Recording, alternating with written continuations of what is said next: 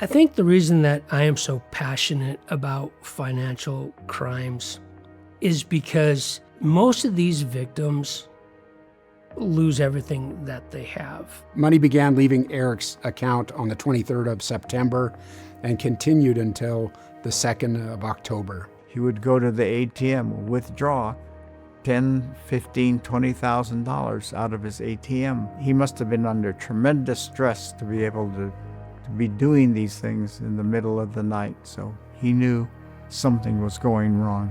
When I learned that this case was about a suicide, I knew that this case wasn't about tracing assets. It was about getting answers.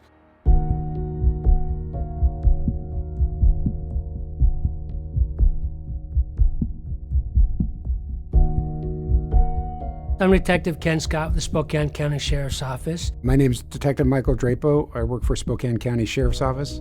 On November 1st of 2023, patrol got a check the welfare call to an apartment in Spokane Valley. The resident of the apartment hadn't showed up to work, and that had never happened before, so they were concerned for his welfare. I called him over and over and over again, left messages and tried to get a hold of him, and no word from him. If he was really, really sick, he would have called. He was always really good at communicating to you if he wasn't going to show up. Patrol Deputy Stephen Moore went out to the apartment along with some units from the fire department. They made entry into the apartment and they found the resident, Eric Inaba, deceased inside. They were able to determine from what they saw there that it was most likely self-inflicted injury. I talked to the EMT person, and he told me right away that Eric had died.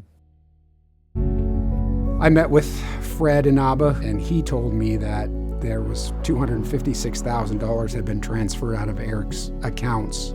We found the Bitcoin receipts when we went to his condo. There was a scam where people would call and pretend to be Norton Antivirus and ask for money transferred to Bitcoin to keep their computers from crashing and losing valuable information on their computer. It appeared that Eric Inaba had sent money to a party pretending to be Norton Antivirus. He tried to get it back, but in order to get it back, Norton, or the person he was talking to, told him, well, we need more money from you.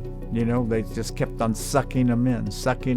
He knew something was wrong, but by that point, he may have been in so deep he didn't know how to dig himself out. As this investigation continued, it started to grow, and we were able to backward trace with the help of TRM to locate 7 other victims throughout the United States that had lost a significant amount of money as well. We were able to trace approximately $238,000 through crypto to 2 main accounts, one being from Binance and the other Gate.io.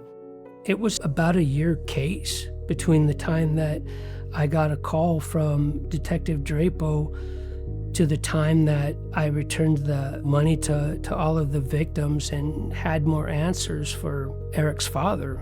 Having the police recover some was just pretty amazing. I appreciate all the work that they put into this because I also know it wasn't easy. Recovering, $225,000 for 7 victims, that is a bonus, but this case really was about getting answers to a grieving father. Had Eric been alive when he saw that maybe some of this funds could be recovered, he might be still alive today, because all hope was not lost over this. You can't bring them back. So the best we can do is just provide the best answers that we have. We can investigate crime and we can track it to its source and at least identify, if not hold accountable, the people who do these financially motivated crimes.